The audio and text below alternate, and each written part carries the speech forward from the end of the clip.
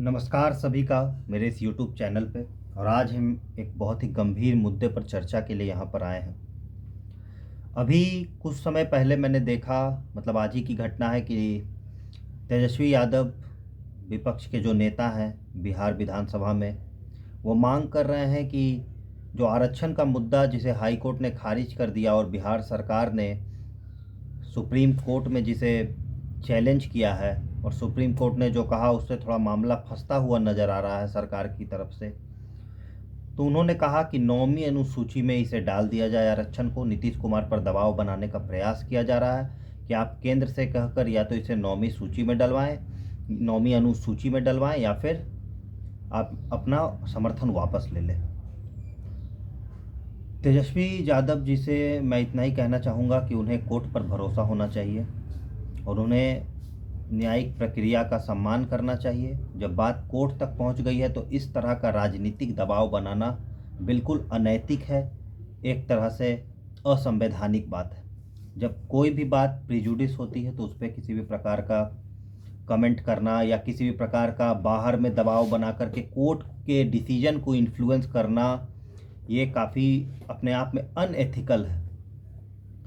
दूसरी बात यह है कि 9th शेड्यूल की जहाँ तक बात है तो 9th शेड्यूल में केशवानंदा भारती केस, जो भी थोड़ा बहुत मैंने पढ़ा है, कॉन्स्टिट्यूशनल एक्सपर्ट तो नहीं हूँ और ना कानून का बहुत बड़ा जानकार हूँ, मगर जो भी समझा है वो यही समझा है कि Baban Rao versus union of India 1981 और IR Coelho versus Tamil state of Tamil Nadu case के बाद ये कहा गया कि केशवानंदा भारती केस से के पहले जो भी 9th शेड्यूल में है उस पर चर्चा नहीं की जा सकती है, उसको स्टक डाउन नहीं किया जा सकता है। मतलब 24 अप्रैल 1973 के पहले अगर कुछ 9वीं अनुसूची में चला गया है तो उस पर कोर्ट कोई भी जांच नहीं कर सकती है, उसके कॉन्स्टिट्यूशनैलिटी को चैलेंज नहीं कर सकती है। मगर 24 अगस्त 1973 के बाद जो भी गया है तो दो केसेस आए थे, Baban Rao versus union of India 1981 और IR Coelho versus state of Tamil Nadu 2007। उसमें सीधा सीधा कहा गया कि कुछ भी अगर बेसिक स्ट्रक्चर डॉक्ट्रिन के खिलाफ होगा तो हम उस पर एक कॉन्स्टिट्यूशनल बेंच बैठा करके उसको चेक करेंगे। रिसेंट तो 2007 का ही केस है आईआर कोहेलो वाला। तो पता नहीं, उतना बड़ा एक्सपर्ट तो नहीं हूँ और तेजस्वी जी यादव जी सब पढ़ा और लिखा भी मैं नहीं हूँ, तो मुझे तो इतना नहीं पता, उन्हें ज़्यादा पता होगा। मगर ऐसी बात है तो फिर 9वीं अनुसूची में डालना केवल और केवल एक पॉलिटिकल स्टेटमेंट होगा। वो आज कह रहे हैं कि भाजपा नहीं चाहती है, जबकि सर्वसम्मति से पास हुआ था विधानसभा में और किसी भी जनरल वर्ग के एक आदमी ने कंकड़ भी नहीं फेंका विरोध में, छू तक नहीं किया।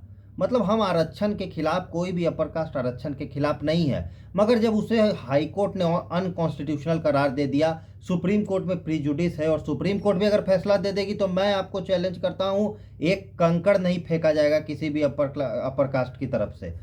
हमें इससे कोई आपत्ति नहीं है, मगर अनावश्यक दबाव बना करके एक अनावश्यक आप कोर्ट को इन्फ्लुएंस करने का जो प्रयास किया जा रहा है, इस पे कोर्ट को संज्ञान लेना चाहिए कि वो कौन होते हैं प्रीजुडिस मैटर पे बोलने वाले। वो प्रेस कॉन्फ्रेंस कर रहे हैं, चीफ जस्टिस को इसका संज्ञान लेकर के, स्पीकर को इसका संज्ञान लेकर के उनकी सदस्यता बर्खास्त होनी चाहिए सबसे पहले तो ये। और इन्हें याद है कि इन्हें आरक्षण दिया किसने? वो आरक्षण देने वाला भी बीपी सिंह थे। बीपी सिंह किस कास्ट के हैं? तो आपने आरक्षण तो ले लिया। 10 साल से मंडल रिपोर्ट धूल फांक रहा था, बीपी सिंह ने जाकर के दिया, कांग्रेस के खिलाफ जो नेशनल फ्रंट की गवर्नमेंट बनी थी। जिंदगी भर तो ये कांग्रेस से सटे रहे कि जेल ना जाना पड़े इनके पिताजी, और आज ये भाषण देने आए हैं। कांग्रेस ने क्यों नहीं लागू करवा दिया था? आज कांग्रेस विपक्ष में, ओबीसी का वोट चाहिए, गजब हाल है। जब इस पूरे देश में 75 साल 70 साल बाद आरक्षण को रैशनलाइज करने की बात की जा रही है, आरक्षण को सही लोगों तक पहुंचाने का बात किया जा रहा है, सुप्रीम कोर्ट के द्वारा 2 दिन पहले आप सुने होंगे एससी एसटी आरक्षण में रैशनलाइजेशन की बात हो रही है, वहां ये बिल्कुल ही आपत्तिजनक बात कर रहे हैं। प्री जुडिस मैटर को प्रेस कॉन्फ्रेंस करना कहाँ का न्याय संगत बात है? आप देश के कानून बनाने वाले हैं, कानून सही है गलत है ये फैसला करने वाला कोर्ट है। जब कोर्ट में बात है तो बिल्कुल ही तेजस्वी यादव जी को शांतिपूर्ण तरीके से जो भी मामला फैसला आएगा वो स्वीकार करना चाहिए। ये तो सिविल वॉर करा देंगे। ऐसे ही लोग बिहार में जातिगत हिंसा को बढ़ावा देंगे। आप देखिए ना, जातिगत हिंसा का दौर था तो किसकी सरकार थी? नीतीश कुमार के बाद नहीं हुआ है जातिगत हिंसा। ये कोई नीतीश कुमार में 10 कमियां होंगी, उनकी पॉलिटिकल कंपल्सन की वजह से उन्होंने 10 बार पार्टी बदला होगा, मगर इससे कोई दो राय नहीं है कि उन्होंने उनके समय बिहार ने जितना विकास किया पहले नहीं किया था। इसमें कोई दो राय नहीं है। बाकी आप उनको पसंद कीजिए नहीं पसंद कीजिए, उससे एक अलग चीज़ है। पॉलिटिकल कंपल्सन छोड़ करके उस व्यक्ति में कोई खामी नहीं है। पॉलिटिकल कंपल्सन है, उनको अपनी कुर्सी बचानी है, सबको ज़रूरत है। सब जो जहाँ रहना चाहता है, सत्ता को पकड़ के रखना चाहता है, इसमें कोई गलत बात भी नहीं, कोई अनैतिक बात नहीं है इसमें। ये बस एक पॉलिटिकल चीज़ है। मैं बस इतना ही कहना चाहूँगा तेजस्वी जी से कि वो अपना शरीर का थोड़ा ध्यान रखें, इलाज कराएं, दिमाग का भी इलाज कराएं।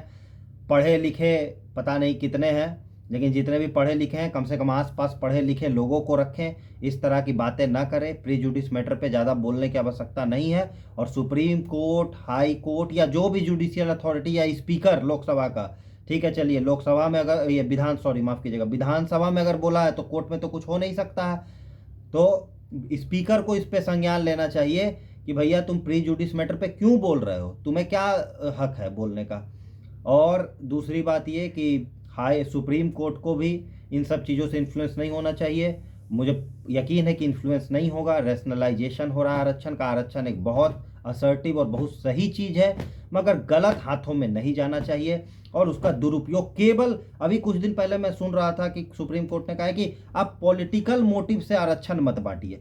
तो मुझे पक्का यकीन है अपने देश की जुडिशियल विजडम पर कि वो देखेंगे कि बिहार में क्या हो रहा है। केवल और केवल पॉलिटिकल मोटिव के आधार पर आप 65% आरक्षण बांटने की बात कर रहे हैं, जो कि बिल्कुल न्याय संगत है या नहीं है मैं नहीं बोल रहा हूँ, ये सुप्रीम कोर्ट बताएगा। और मुझे भी सुनना होगा और तेजस्वी यादव को भी सुनना होगा। इस जगह पे तेजस्वी यादव और मैं या कोई भी बिहार का व्यक्ति समान स्थिति पर है।